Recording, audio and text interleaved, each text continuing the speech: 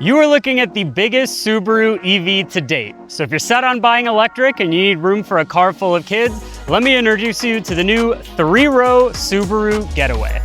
We're Edmunds, and we test hundreds of cars each year on the road and at our private track, so you get the most trusted reviews. If you want to know which car, truck, or SUV is the best, then stick with us. So this shares a ton in common with the new Toyota Highlander EV, which debuted just a few weeks ago.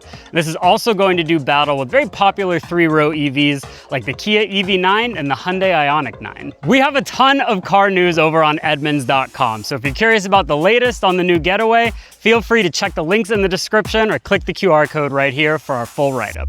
Okay, so let's take a quick spin around the new Getaway. Now, the first thing I should point out is that this is 2 inches longer than the Ascent, which is Subaru's gas-powered 3-row SUV. The wheelbase here is a lot longer than the Ascent, and that's gonna do good things for rear passenger space and just getting in and out of the SUV in general.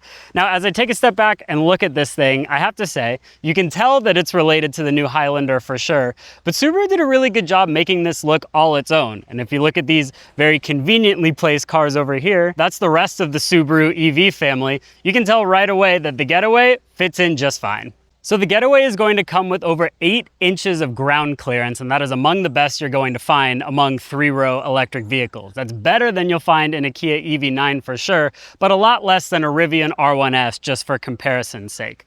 One thing I also like is Toyota really smoothed out the lower portion of the Highlander. Subaru said, nope, we're gonna make this look a little bit more aggressive, and kind of went for the more over-the-top body cladding look. And I think it looks great, to be honest with you. They also emphasize that these are going to be functional because Subaru customers love going off-road, and with that, doing a little bit of rooftop camping as well. So Subaru stressed that these can hold up to 700-800 pounds, which means you, your spouse, your dog, everybody can fit in the rooftop tent. So I want to be polite here, but I don't think Subaru makes the best looking cars on the road, to put it lightly. But I do want to give the Getaway some credit here because especially here at the rear, this is a much more modern and sleek looking vehicle. I mean, if you look at something like the Ascent, this is a much better situation across the board. I love that they didn't go full light bar across the back. A lot of different automakers are really stuck in that trend at the moment, and the Subaru badging here right in the middle looks good. Overall, I think Subaru did exactly what it needed to do with the exterior design on this car. This doesn't look like some spaceship that doesn't belong in the year 2026, but at the same time, it's not stuck in the past. It strikes a very normal balance, and I think customers are going to be into that. This video is brought to you by Bumper.com. Get an AI-powered summary of a vehicle history report that's simple and to the point. With just a VIN number or a license plate, you can find out about a car's history quick. All right, now we're gonna switch gears a little bit to a different car to check out the Getaway's interior. I love that you get a double wireless charging pad, one for the passenger, one for the driver.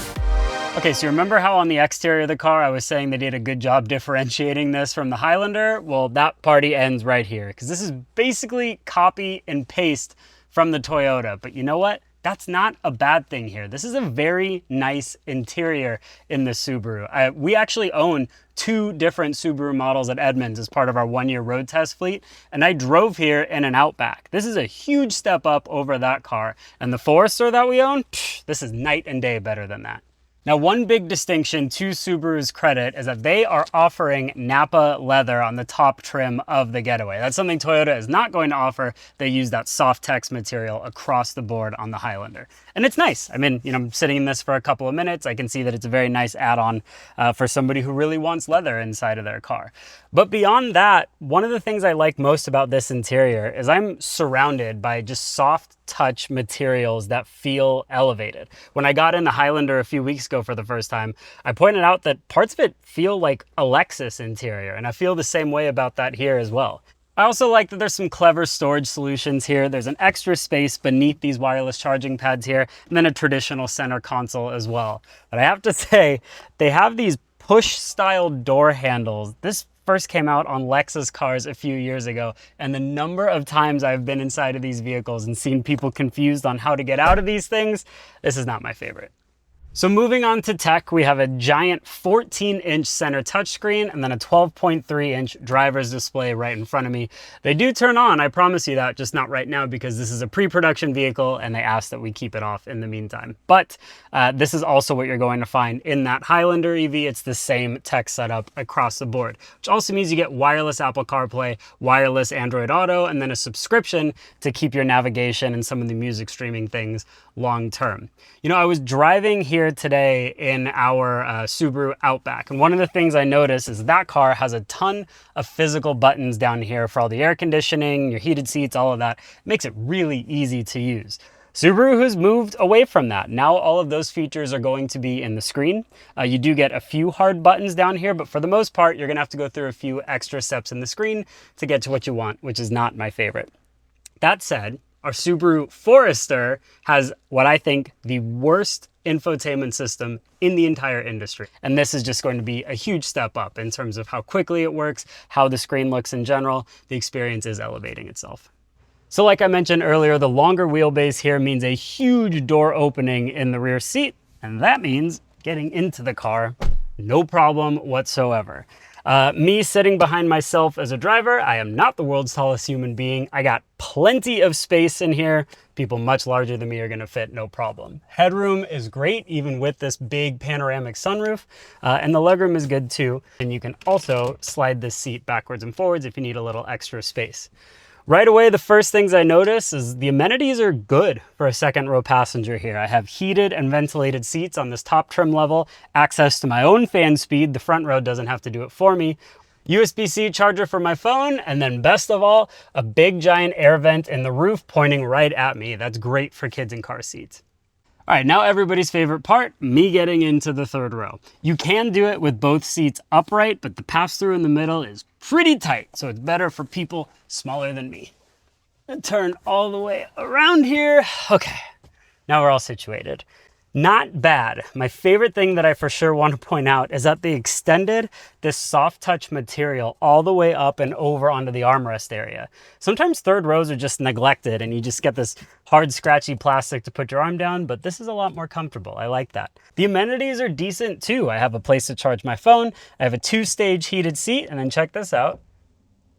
Little power recline too, not bad. You know, throw in 2 cup holders on either side. I've been in back seats way worse than this one. So the cargo space back here is not enormous, but there's definitely enough space to put a couple carry-on size suitcases, no problem. And you get this extra underfloor storage area with enough room to handle your charger for the car without issue. One feature that I would like to show you, but because this is a pre-production car, it's not really going well at the moment. Trust me that it does work. You can power fold the third row with this row of buttons right here. And in case you're curious, the Getaway will come standard with a Tesla-style NACS charging port, which means you can go to any of the superchargers across the country and not use an adapter. In addition to the NACS port, the Subaru has some other happy things to report with its powertrain. The Getaway offers all-wheel drive on every trim level, and get this, 420 horsepower. That is fantastic for a family SUV and more than any Highlander EV trim level offers. Subaru says the Getaway will move to 60 in less than 5 seconds and tow up to 3,500 pounds. When it comes to range, Subaru estimates over 300 miles for all trim levels. But of course, we'll find out how true that is when we eventually put the Getaway through our own Edmunds EV range test.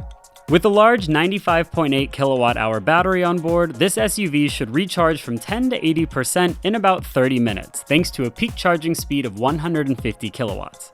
That's not lightning quick by any stretch, but it should be enough for most people to continue a road trip without a long interruption. Unfortunately, Subaru is withholding pricing information until the Getaway goes on sale at the end of this year. But for comparison, a Kia EV9 starts at about 56 grand with destination. But if you want one with all-wheel drive, that's more like 65,000. Similarly, an all-wheel drive Hyundai Ioniq 9 is about 64 grand to start. So if Subaru can get the Getaway under 60 for entry trims, that would be a big advantage. So as you can tell by the new 3-row Getaway and the other cars that are behind me right here, Subaru is all of a sudden really invested in its EV lineup. And just like it does so well with its gas-powered cars, it seems like Subaru really took the time to study what its customers want and bring a lot of that over to this vehicle. But I'm curious, what do you think about the Getaway? Let us know in the comments. And as always, thanks for watching.